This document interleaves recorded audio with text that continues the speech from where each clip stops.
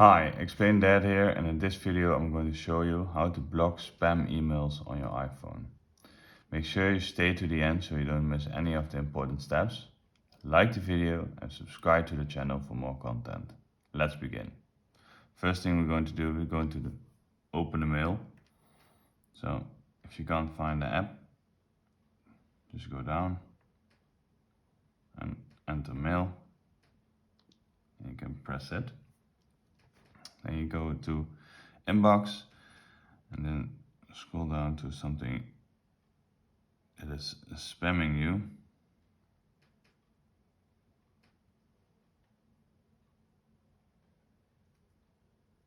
For example, this one.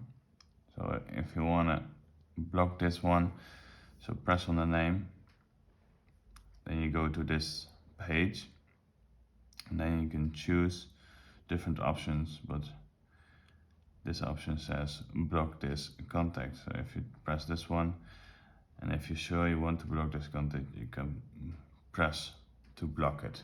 And this is how you block spam emails on your iPhone.